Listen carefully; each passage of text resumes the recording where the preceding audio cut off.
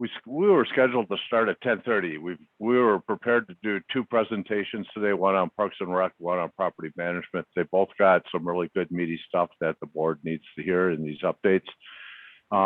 If you weren't on at the beginning, talking with Joanna and Chair Carter and Ryan had texted me, we've got an open date later in March that we'll do the property management piece at. So we'll work hard to get through the Parks and Rec piece now.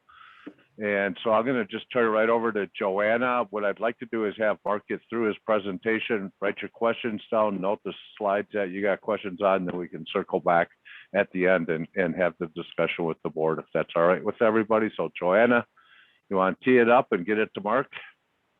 Sure, Commissioner, thank you. So today we had intended to do Parks and Recreation and updates from them, as well as property management. As you said, we'll focus on Parks and Recreation. Mark has three distinct topics you see here on the agenda that he will be updating you on. And Mark, I'll turn it over to you.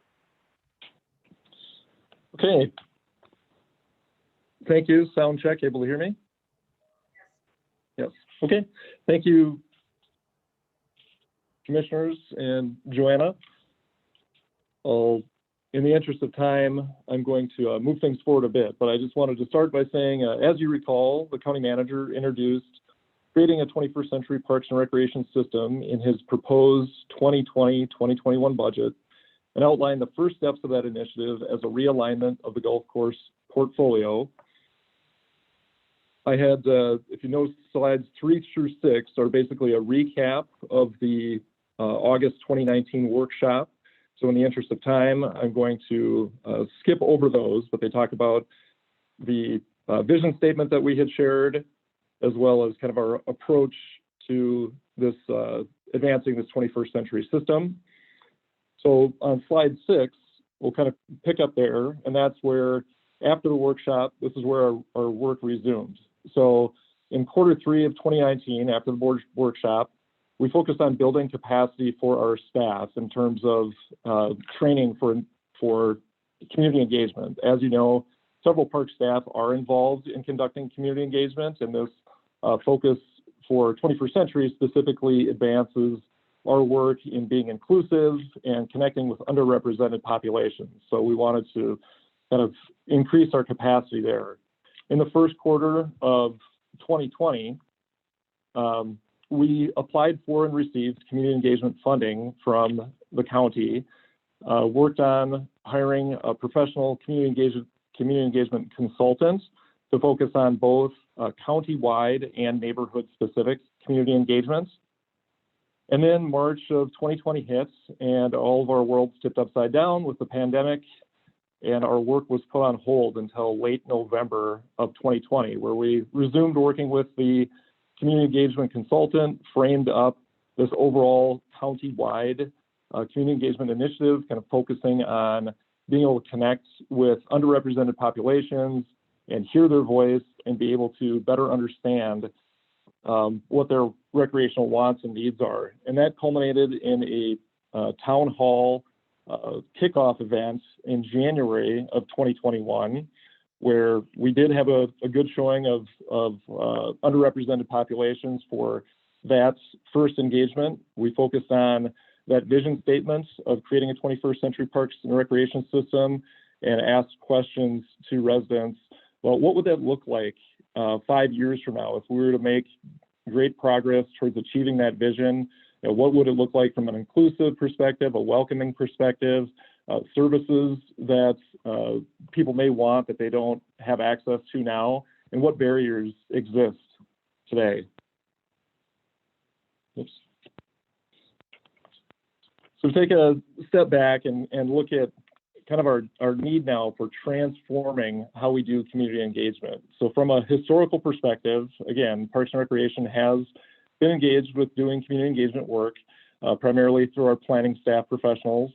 But usually that work is project specific. So focusing on a project that's occurring within a park, maybe the design or building of a park shelter or some structure. Participants are often neighbors and residents with influence. Often kind of the loudest voices tend to win out. The methods of engagements have traditionally been kind of public notices, more traditional methods to gather people and inform them of projects that are taking place within the park system and get their perspective on it. So this transformation and moving this into this 21st century community engagement, and again with a focus on underrepresented populations, really puts community engagement at the center of shaping and driving the strategic direction for Parks and Recreation, rather than a tool that's providing feedback on a particular project. And again, wanting to focus on both this county-wide engagement and then neighborhood-specific engagement, which I'll kind of get into a little bit more. So ultimately, we want to achieve offering recreational services that are more reflective and representative of the entire community. So again, working on capacity building for our professional staff, hiring additional professional services supports to conduct this engagement.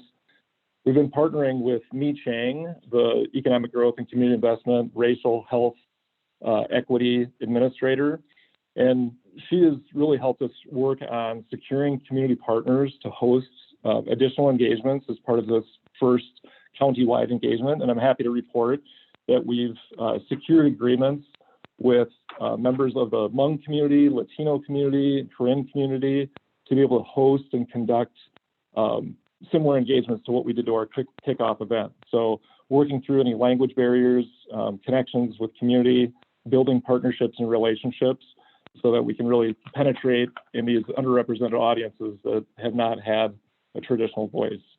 We've got additional county community engagement funding for compensating individuals who may need that in order to participate in this engagement. And then working through the county-wide engagement, and like I said, better understanding the barriers and identify themes that can help us achieve our vision.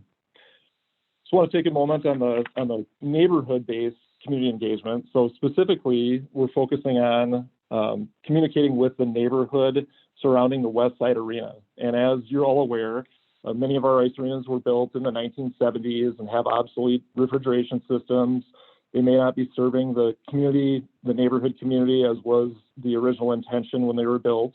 And since the West Side Arena fits these criteria, it was selected for an initial neighborhood engagement, which could be repeated in other neighborhoods where arenas are located.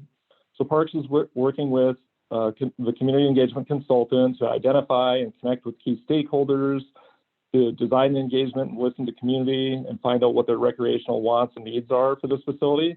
If it should continue to operate as is, or should change to meet different needs, or if the overall site should even change to meet a completely different recreational purpose. So in 2021, as far as advancing this 21st century vision and this work, there are a number of key initiatives and priorities. It's completing this overall county-wide engagement that I've spoken about and this West Side Arena neighborhood engagement. Doing an inventory of existing park plans. We noted there were some outdated and misaligned plans, and taking a look at the engagement that has been done recently, because we want to capture and don't want to overlook the engagement that has occurred and make sure that that's accounted for. Within our park ordinance, we need to make updates. That's something from an equity standpoint that has not been updated in several years. And there are things that are misaligned, like the park hours, for example. Right now, park hours, so basically when the parks are open, we note on our signage that they're open, and the ordinance reflects this, a half an hour before sunrise to a half an hour after sunset. So conceivably in the wintertime, for example, when it's dark out at 5 o'clock in the evening, we could have residents go and want to ice fish across through the park. In order to do that and technically be in violation of the ordinance and be subject to a fine.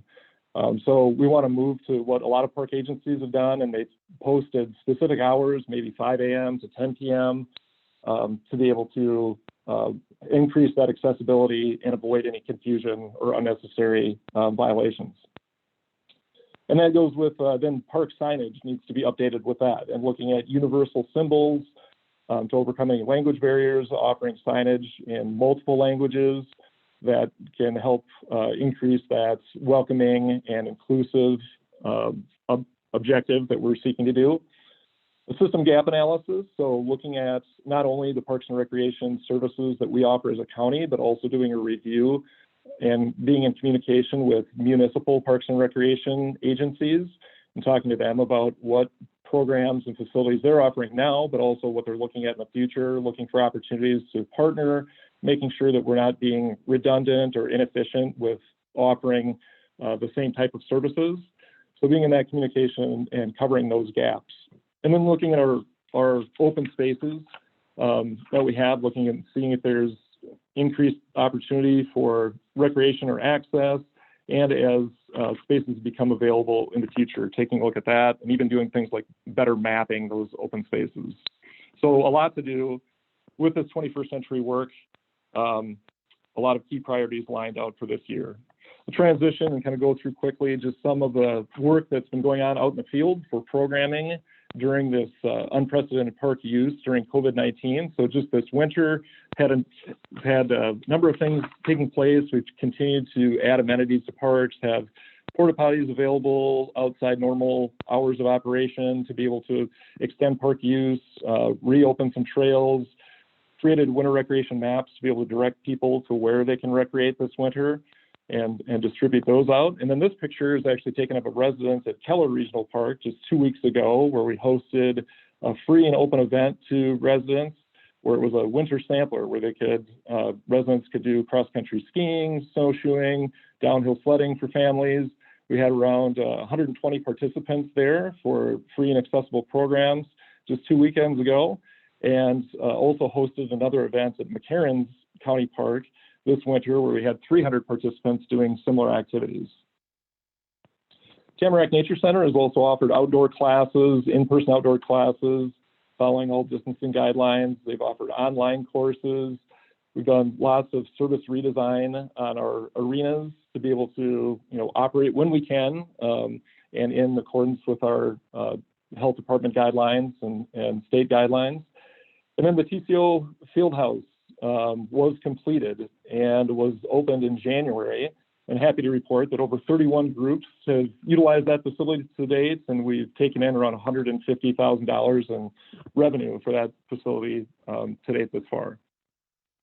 Finally, just want to wrap up on an update of Battle Creek Regional Park winter recreation area. As you're aware, the county received $1.8 million in bonding funds from the last legislative cycle.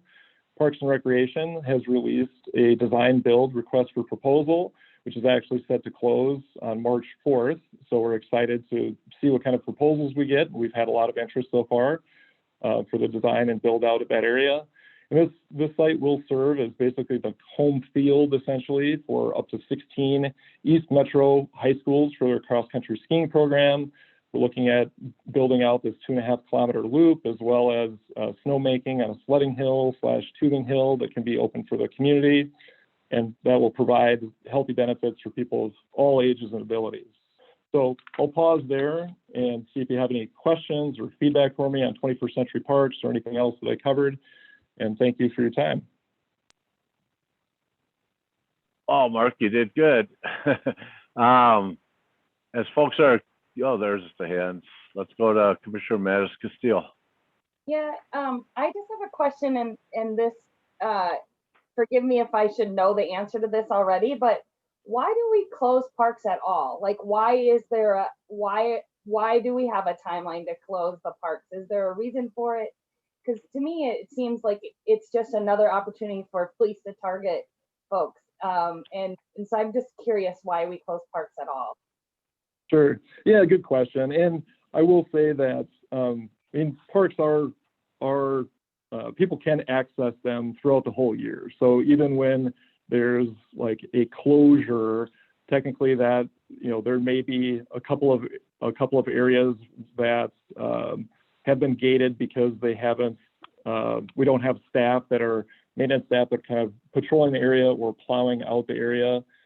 Because they're all the maintenance staff that transition to work over in the ice arenas, but people are free to walk through the whole park system, anytime that they would like to. There are a number of trails that are opened and maintained throughout the year and are accessible throughout the park. So I would say, especially in the regional parks, we've got groomed cross-country ski trails, other facilities that are open, and so there is quite a bit of usage. I would just say that our staffing source and the ability to like rent shelters that has the specific window of time, but otherwise there's a lot of accessible use that happens throughout the year.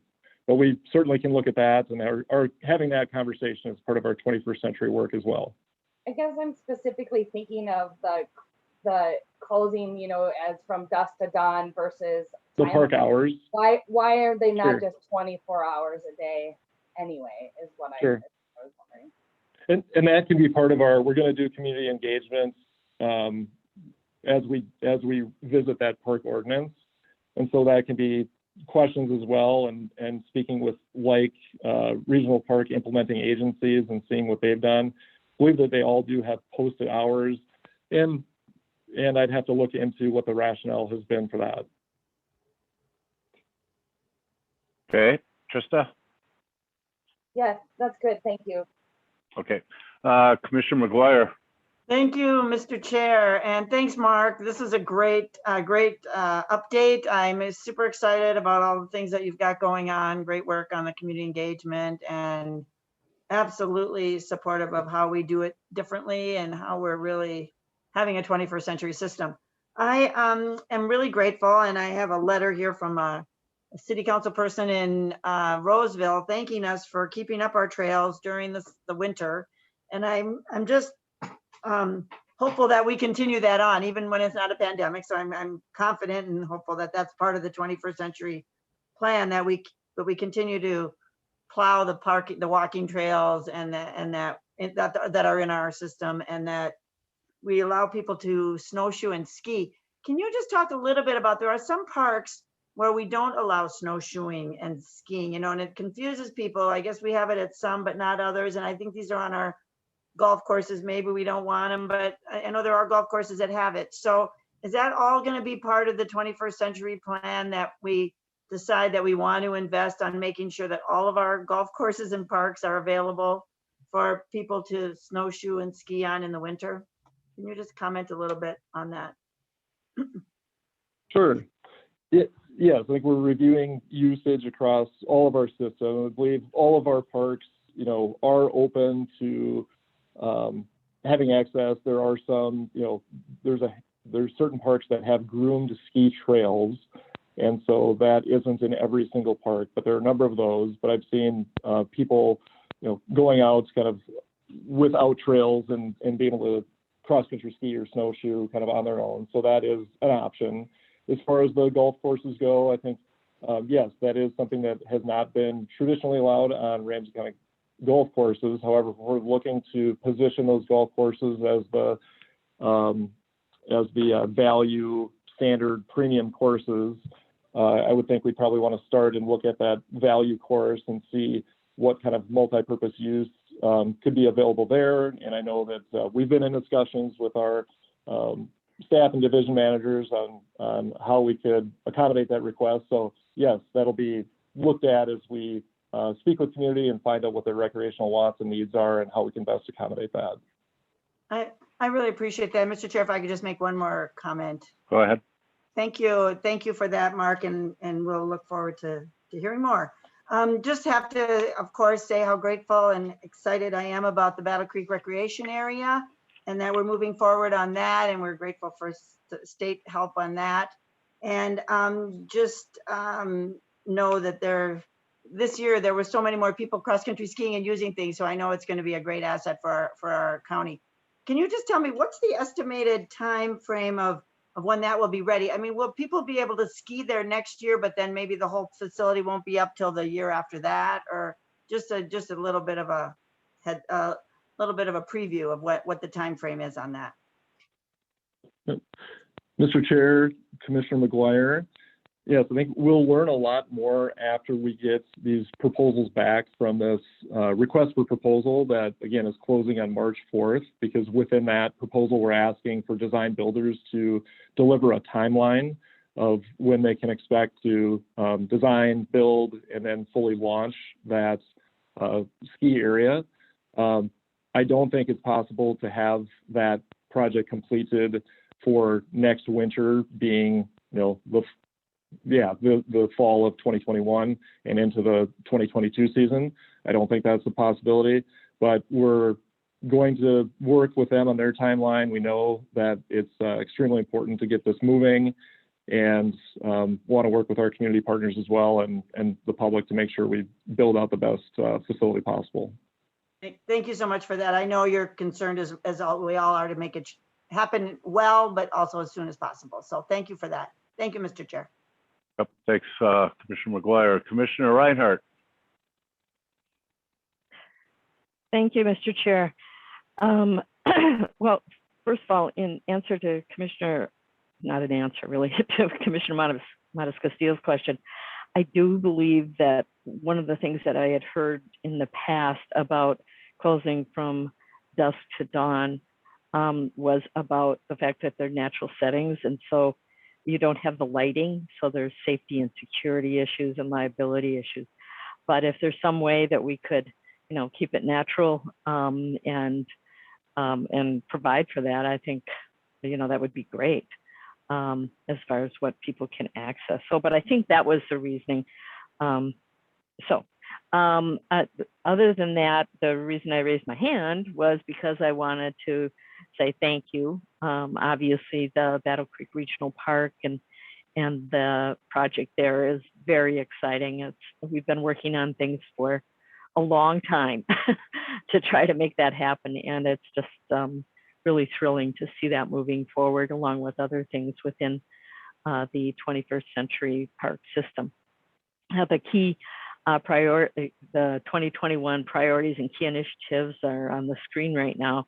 And I just want you to know how supportive I am with everything that is happening right now, but even more importantly, what the initiatives are. Talking about the signage update, such a small thing that makes such a huge difference.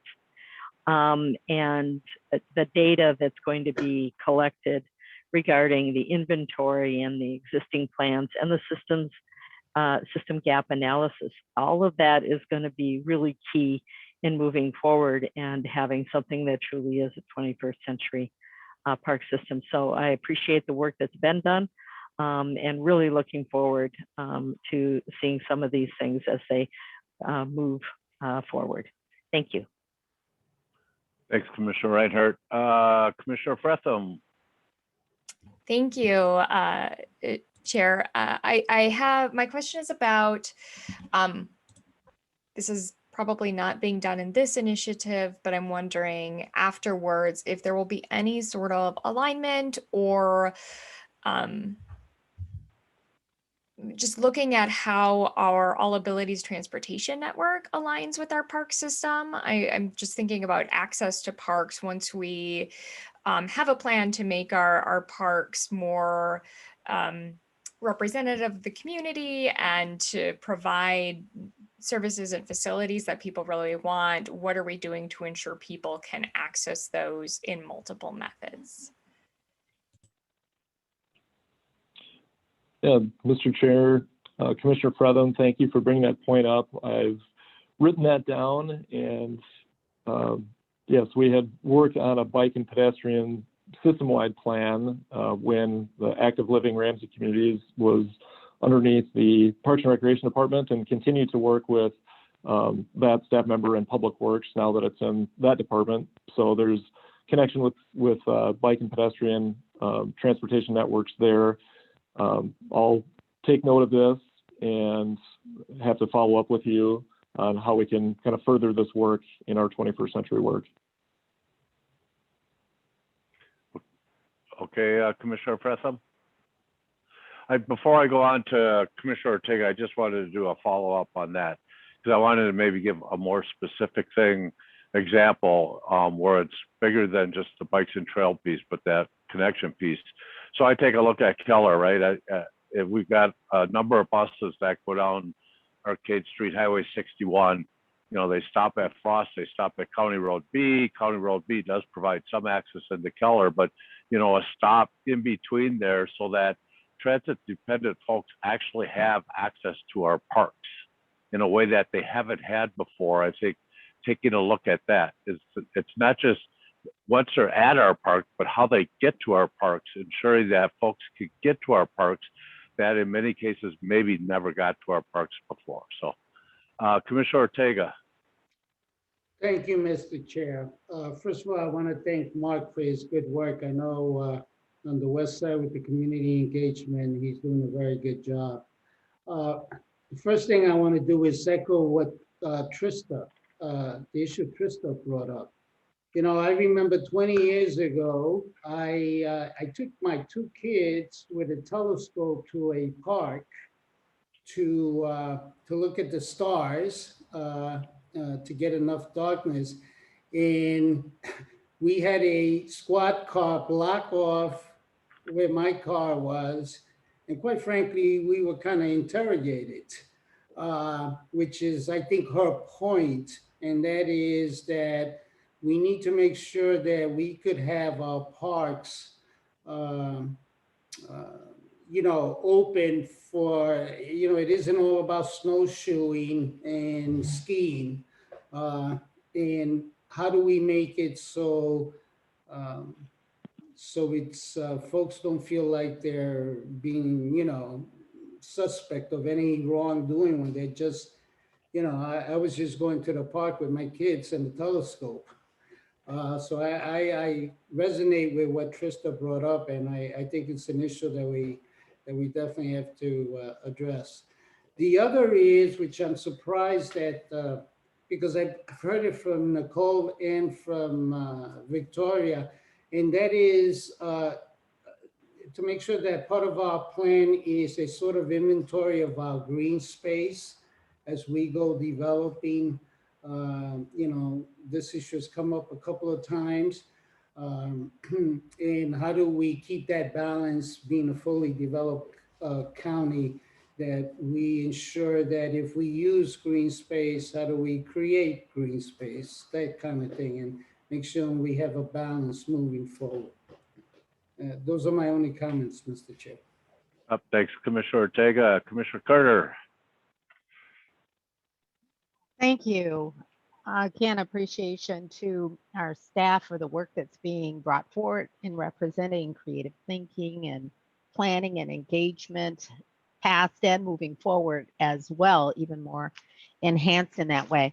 I wanted to ask a question about alignment of this work with our Parks and Rec Commission, just to find out from you briefly whether there is a sense that we have been able to work this plan with the engagement of the commission, to what extent they're involved in owning the work here as we move forward. And also, is there anything that we need to do to be sure that that team, which is representing our communities and has been involved, is moving along and in sync with this work? I know from time to time there can be misalignment between representatives who have been there as we move forward to seek additional input and participation from our community. So can you just say a few words about where we are there, you know, hopefully our positive direction forward?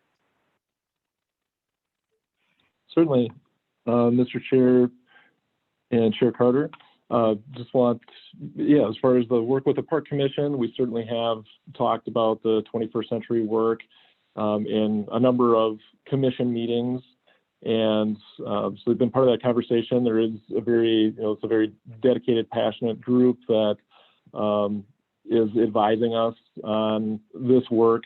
I would say that there's growing pains and learnings along the way. And so that is part of our focus each month, is talking about how this work is progressing, trying to get feedback, recommendations for improvement.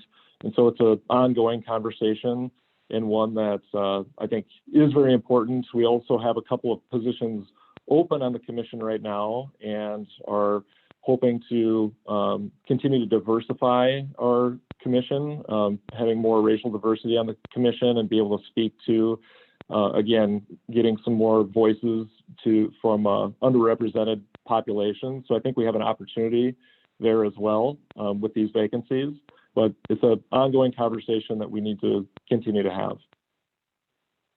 Thank you. Thank you, Chair Carter. Commissioner Mattis Castillo, your hand is up. Coming back to you. Yes, thank you, Chair McDonough. I want to just echo Raphael. He said it so much better than I did. So thank you for sharing why I was getting to the point about the hours of operation.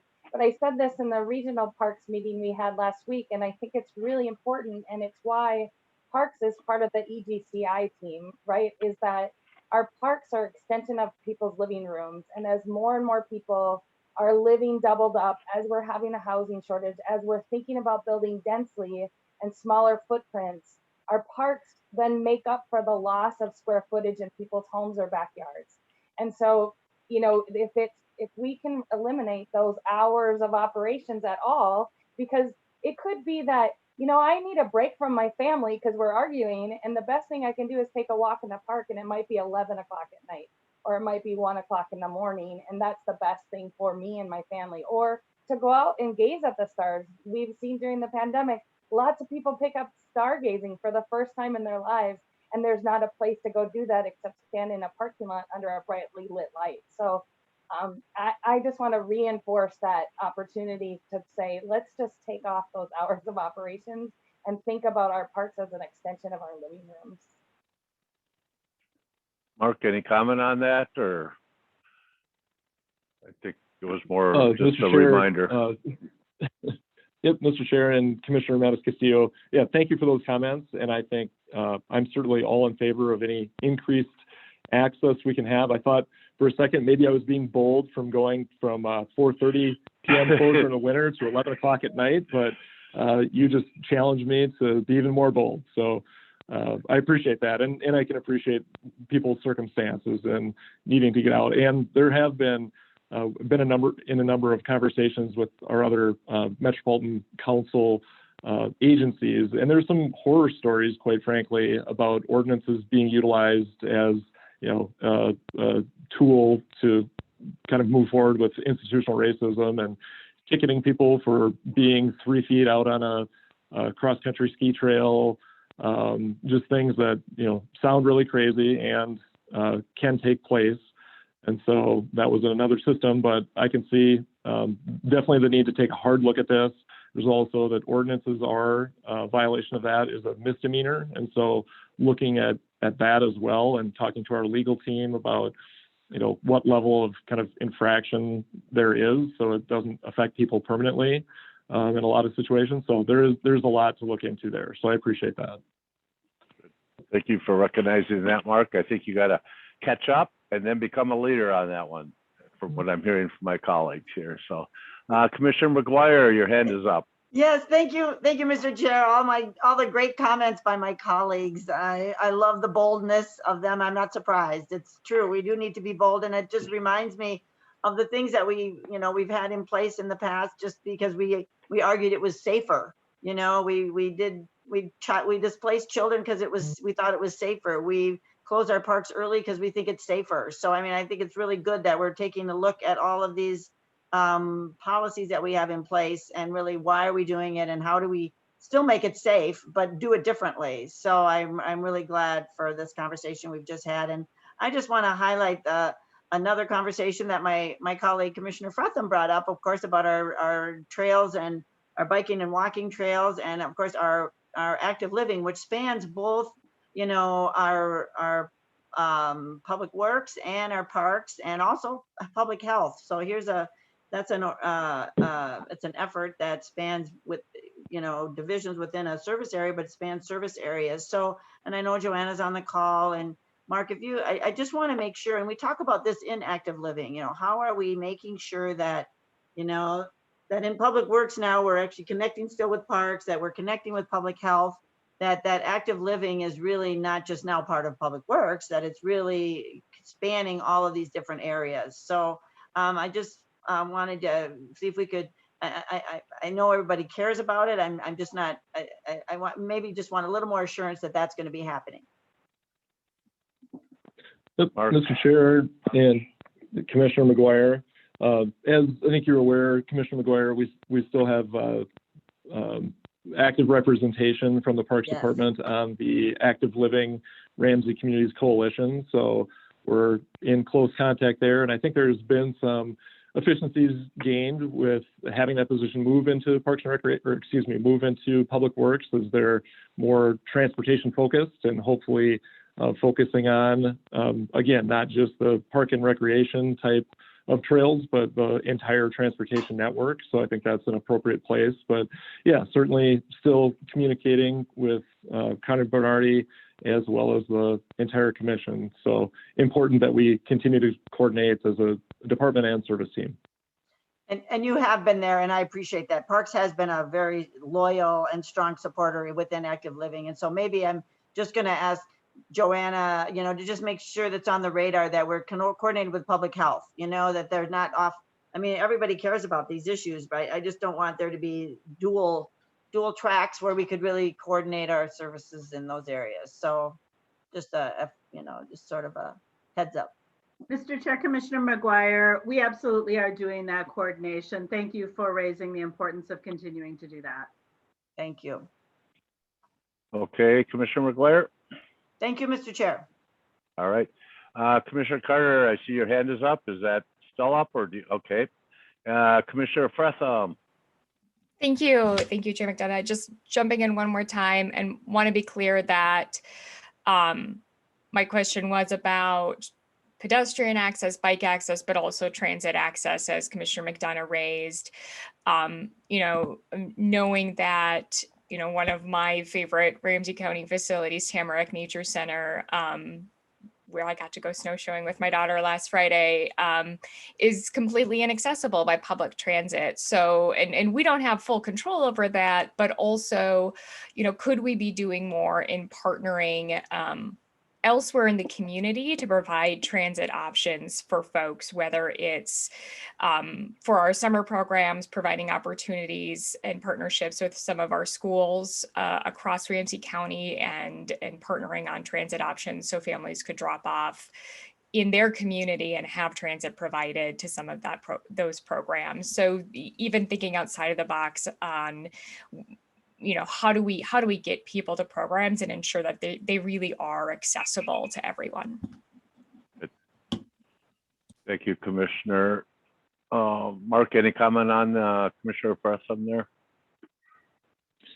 Yeah, Mr. Chair and Commissioner Fretham, I'm taking that note down and note that I think in our even initial engagement with the community, we have heard that as well, just some challenges related to transportation to be able to access facilities. Yep. So I think that's a theme that's going to be brought up often and will need attention. So thank you for bringing that up here. Thank you. Commissioner Reinhardt. Thank you. And I just wanted to second those comments as well. And I love the discussion about being bold and making sure that people are safe, but at the same time, providing as much access as we possibly can. But I love the last comment by Nicole, Commissioner Fretham, because I live very close to Tamarack Nature Center, and I can tell you even people that live in the city of White Bear Lake, to be able to take something that would be more convenient to get there. It's totally inaccessible by transit of any kind. So anyhow, I think it's exciting and the bold approach, go for it. Thank you, Commissioner Reinhardt. All right, I don't see any more hands raised. I think, Mark, you did a really nice job reporting back on the work that you've been doing here since last time we got a chance to talk to it. My colleagues have really done a nice job with feedback, and I support and don't need to repeat that. The one thing, Mark, that I just want to go back to, and you did recognize it. Actually, they're connected, right? You have done a nice job of expanding opportunities in the winter to our trails and parking, but we are still extremely limited in the access we have in the winter. And part of that is most of it actually is what you've already highlighted. We utilize our ice arena staff to manage our parks in the summer and our golf courses, which works extremely well because the demand for our ice arenas can be met with how we staff it. And so we get this robust support during the spring, summer, and fall from our ice arena staff to help support the spring, summer, and fall activities in our park. When all our ice arena staff move back to all our arenas, we do not get that same type of staff support to manage our park system the way our community has really evolved. So, you know, parking lots that individuals use 8 months of the year to park and go walking, all of a sudden no longer are accessible. They have to go find another parking lot. Trails that they use for 8 months of the year are no longer plowed and maintained because we don't have the staff to do that. So they are forced to adjust and move. And you've done a nice job trying to respond with the tools and resources you have. But as you know, this bold has been used by a couple of commissioners. You've used the word bold. I really think we need to take a look at how our residents, and I would imagine it's coming out in the community engagement. The use of our parks in the winter has dramatically transformed since 30 years ago. And those types of uses that our residents are expecting. You know, Commissioner Ortega talked about, you know, in the city, the only place to really use a telescope with any bit of success is in our parks where there's no other lights. Or Commissioner Mass-Castile gave some really great examples of why our parks should be available much longer. But, you know, I think as we're moving forward, I do not want this long tradition of how we utilize staff to drive the direction of how we actually move forward in 21st century parks. I think we need to break away from that totally and, you know, utilize it the best we can, but no longer let that hamstring us or hold us back, and then figure out how we manage staffing of a park system for the 21st century that our community expects from us. I'll give you a moment to address that. We're a little bit over noon here, but this has been great. Sure. Go ahead, Mark. Yeah, Mr. Chair, thank you so much for those comments. And yeah, I appreciate overall from all of the commissioners, the support. It's inspiring to hear all these messages and that passion and support for increased access and increased usage. I'm all for that. I'm a proponent of it. So it's great to hear that support on that end. It's kind of funny during this COVID-19 time, the increased usage that we've had, some projections are as much as double in our regional park system. Yep. And so going from 6 million, you know, visits to potentially 12 million, the kind of inside joke is that our system is being loved to death. So we have to you know, do all we can to continue to invest, to do the proper maintenance, to have the staff, to be able to open and utilize facilities. And so that's a great point, and it's just good to hear from your perspective what you're, you know, willing to support. And I'm certainly happy to execute on that and be able to create as much access to our parks and trails and system as we possibly can. So thank you so much, and thanks to everyone for your feedback and comments. Look forward to ongoing updates and bring you along in the conversation. And we'll be able to share a project website as well and be able to show updates as we continue on in this journey. Great. Thank you, Mark. Well done. I bet Joanna walks her dog in our parks year-round, right? Joanna, any last comments from you as the Deputy County Manager for the service team here? Commissioner, you're exactly right. And it used to be this time you'd be the only one out there, and now it's like a freeway, which is fabulous, right? Nope, I just want to say thank you to Mark and the entire Parks team. And I want to thank the board for your thoughtful comments. This is significant and worthy work, and we're on a journey here together, and very much appreciate your feedback and your support. Thank you.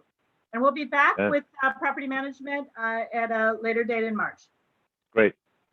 Thank Jean for her patience, and Mark, well done. With that, we'll adjourn the workshop, and we're back here at 1:30 for an executive session. Correct, Chair Carter? All right. Thank you, everyone. All right, we got thumbs up on that. Thanks.